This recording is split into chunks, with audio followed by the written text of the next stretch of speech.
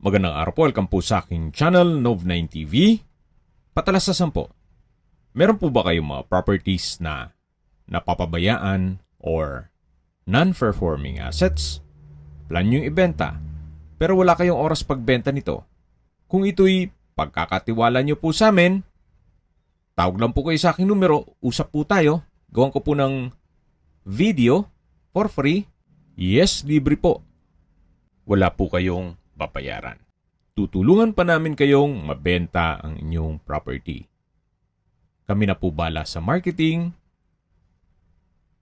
sa boosting, pati po sa paid advertisements, even sa tripping. Hindi na po kayo mapapagod sa pag-entertain ng mga buyers. Kami na po bala sa lahat. Tawag lang po kayo.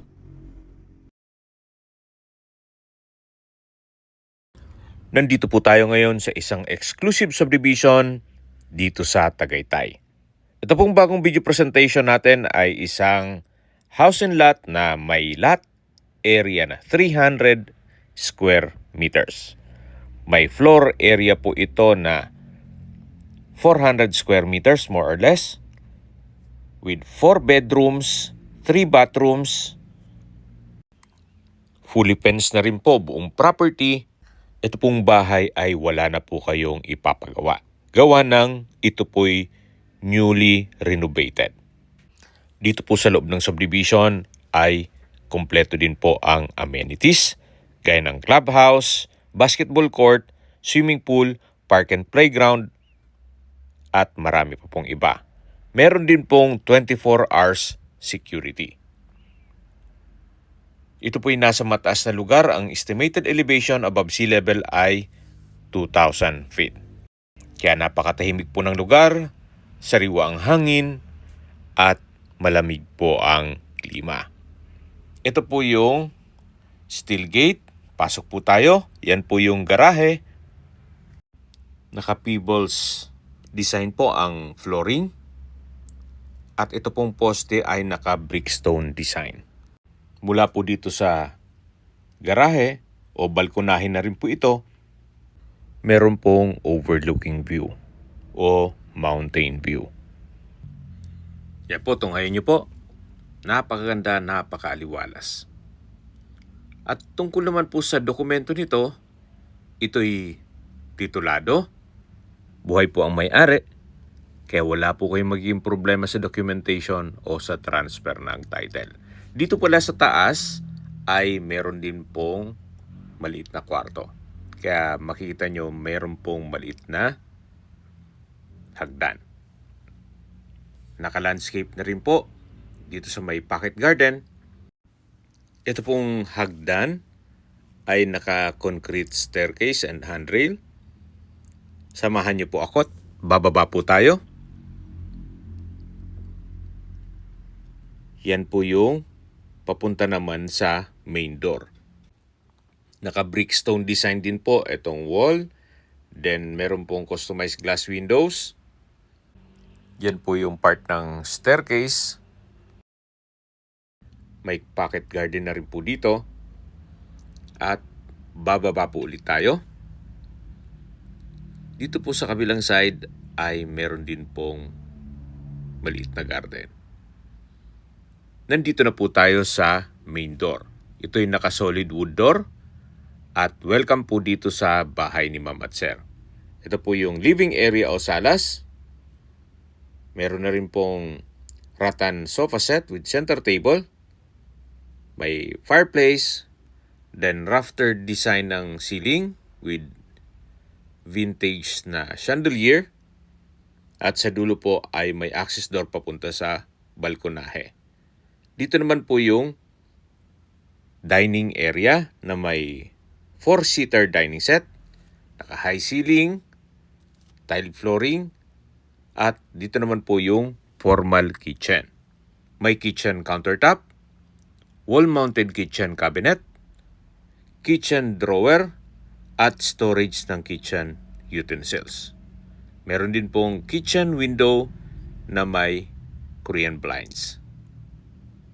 May built-in gas range and range hood, stainless sink with faucet. At yan po ang formal kitchen. Dito naman po yung powder room. May hand wash basin, vanity mirror, towel holder, water closet with bidet, at naka-tile bathroom wall. Yan po ulit ang living area o salas.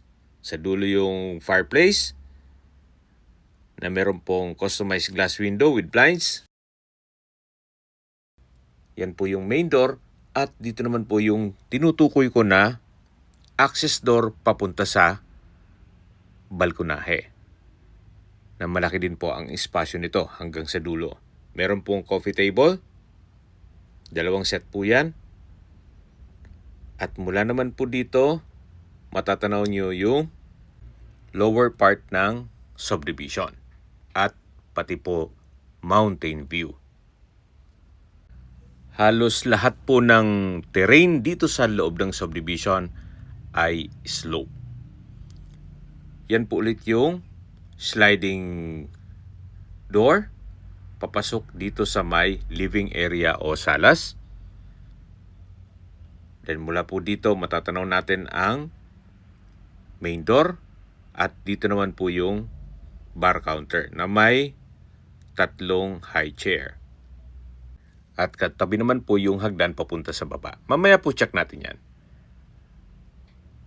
Doon po yung dining area, dito po ulit yung living area at yung main door. Ito naman po yung hagdan papunta dito sa taas. Akyat po tayo, samahan niyo po ako. Yan po yung staircase window na nag-serve sa us natural sunlight. At dito naman po yung isang kwarto. Malaki naman po ang espasyo nito. Meron pong bed frame and mattress. Maayos po ang pintura ng ceiling at wall. Meron din po itong access door papunta sa balkonahe at meron din pong sariling toilet and bath na may walk-in closet. Okay, pasok po tayo dito. Yan po yung wardrobe. From floor to ceiling po yan. At matatanaw naman natin yung shower enclosure. Ito po yung hand wash basin with vanity mirror. May tissue holder. Meron din pong bathtub, water closet, wall-mounted towel rack, bathroom window. Ito po yung shower enclosure. At from floor to ceiling po ang tile bathroom wall. Ito po ang toilet and bath ng first bedroom na meron pong walk-in closet at drawer. Kaya po tunghayan nyo po itong unang kwarto. Ito naman po yung access door papunta sa balkonahe. Halos same view po mula dun sa malaking balkonahe. Meron po siyang mountain view. Balik po ulit tayo dito sa loob ng unang kwarto. At lalabas na po tayo para check natin yung ibang parte ng bahay. Ito po yung staircase. Yan po yung staircase window. At sa likod niyan yung pocket garden. Napaganda po ng disenyo. At balik po ulit tayo dito sa second floor. Sa may living area o salas na meron pong fireplace. Sa dulo yung balkonahe na na-check natin yan kanina, pati po dito sa may dining at formal kitchen. Ito po yung bar counter na may 3 high chair at yan po yung tinutukoy ko na hagdan papunta naman sa lower ground. Meron din po itong staircase window na nag-serve as natural sunlight. Maayos din po ang staircase wall. At bababa na po tayo, samahan niyo po ako. Nandito na po tayo sa hallway. Yan po yung mga kwarto. Meron din pong balkonahe. Dito po ay may under stair storage. Malaking bagay po yan para lagayan ng inyong mga kagamitan o kung anumang abubot. At check na po natin itong second bedroom. May dalawang bed frame with mattress. May bedside table with lampshade.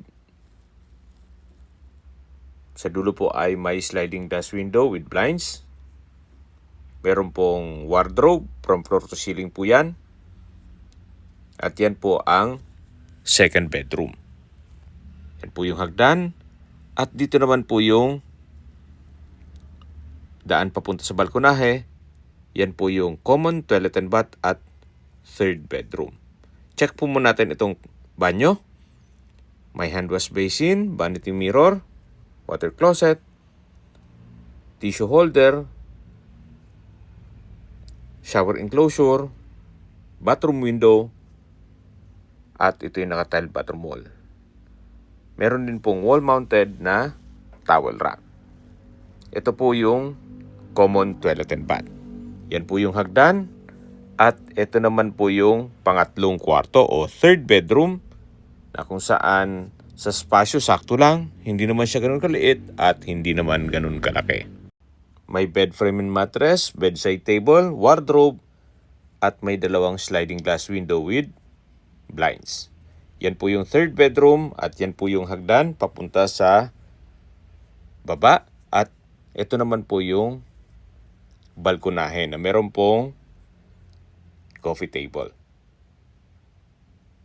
Every level po ay meron pong balkonahe. Mula dun sa taas, sa first, second, third, at meron pa po itong lower ground o fourth level. Dito po sa likod ay may bakanting space pa na pwede po kayong mag-garden. Ito po yung balkonahe ng third level. Balik po ulit tayo dito sa loob. Meron po ditong dalawang kwarto at may common toilet and bath. Meron din pong under stair storage. Yan po yung staircase window na nag-serve as natural sunlight. At pababa na po tayo sa fourth level o lower ground. At nandito na po tayo. Yan po yung hallway. Meron din pong access papunta sa bakanting lote o likod ng bahay. Dito naman po ay may under stair storage. Halos same design dun sa third level. Ito naman po yung toilet and bath o common toilet and bath na may hand wash basin, vanity mirror, water closet, towel holder, shower enclosure, tile bathroom wall at bathroom window. Yan po yung toilet and bath dito sa lower ground. At paglabas naman po, yan po yung under stair storage at ito naman po yung fourth bedroom. Meron din po itong customized glass window and wall at may access din po papunta sa likod ng bahay. May bed frame and mattress at wardrobe. Yan po ang fourth bedroom at dito naman po ay maliit na kwarto na pwedeng gawing maid's room or office. Ito naman po yung tinutukoy ko na access door papunta sa likod ng bahay na kung saan meron din po itong maliit na lote na pwede pong gawing garden. At habang paakyat po tayo, pag-usapan natin ang distance, location at travel time. Mula po sa Picnic Grove, ang distance is 1.9 kilometers at ang travel time is 4 minutes. Mula naman po sa Ina ng Laging Saklolo Church, ang distance is 650 meters at ang travel time is 2 minutes. Mula naman po sa Tagaytay Rotonda, ang distance is 3.5 kilometers at ang travel time is 9 minutes. Kompleto na po doon gaya ng public market, groceries, convenience store, remittance center, bank, schools, church at hospital. Yan po yung lagi kong binabanggit sa inyo na dapat nyo i-consider sa paghanap ng property ay yung meron pong malapit na hospital. Hindi ko naman po sinasabing sakitin kayo. Yan naman po for emergency purpose lang naman. At kung manggagaling naman po sa Manila o sa airport, ang distance is 56.2 kilometers at ang travel time is 1 hour and 14 minutes. Okay, dito na po tayo sa kabilang side ng bahay na kung saan meron pong hagdan dito na papunta na po sa likod ng bahay. Meron din pong mga ornamental plants at dito po sa taas ay naka-brickstone design na rin po siya. Mapapansin nyo po kahit po dito sa side ng bahay ay maayos ang pintura pati itong concrete fence. Kaya wala na po kayong ipapagawa dito.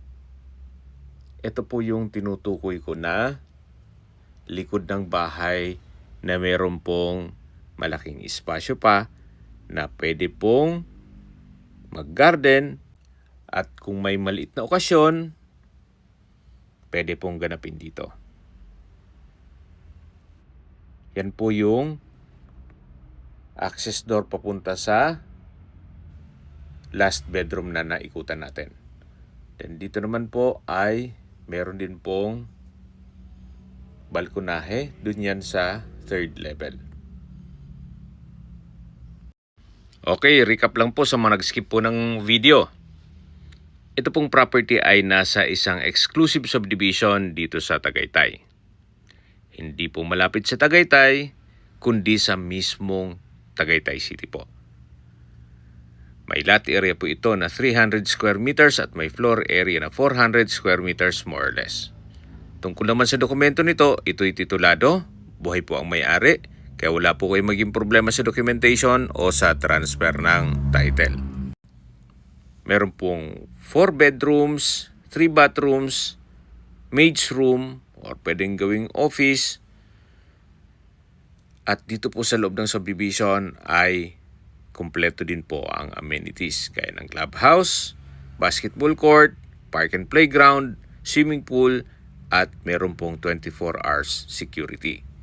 Ito po ay nasa mataas na lugar. Ang estimated elevation above sea level ay 2,000 feet. At ang subdivision po ay along the highway. Kaya accessible din po ito ng public transportation. Wala na po kayong ipapagawa dito sa bahay, gawa ng ito po'y newly renovated. Once na ma-acquire itong property, pwede na pong lipatan kaagad. Okay, sa presyo na po tayo. Binibenta po ito ni owner sa halagang 14 million pesos. Kung interesado po kayo at gusto magpaset ng tripping dito sa property na to, tawag lang po kayo sa aking numero. At sa mga kababayan naman natin nasa ibang bansa, meron po akong WhatsApp, Viber, Telegram at Signal. Same number lang po, 0917-316-3399. Sa mga nagtatanong naman po ng aming Facebook, meron po aming Facebook page na Nov9TV at Facebook Real Video. Meron din pong TikTok at Instagram. May ibang YouTube channel po kami, the Nov9TV channel, Nov9TV Listings, Nov9TV On The Spot, Nov9TV Updates, at Nov9TV House Rental. Sana po naibigyan nyo ang video presentation. Paki-like and subscribe na lang po sa aking channel para ma-update din po kayo sa aking future listings. Kung sakali po hanap nyo yung mas malaking sukat ng lupa, meron din po kami ibang listings na pwede nyong pagpilian. huwag po kayong mag-atubiling tumawag sa amin. Then, let us know your budget para malaman namin kung anong property pwede naming ilog sa inyo. Sa lahat pong viewers, subscriber at nagtiwala po sa amin, salamat po sa suporta. Ingat po kayo lagi at yung pamilya. Maraming salamat po.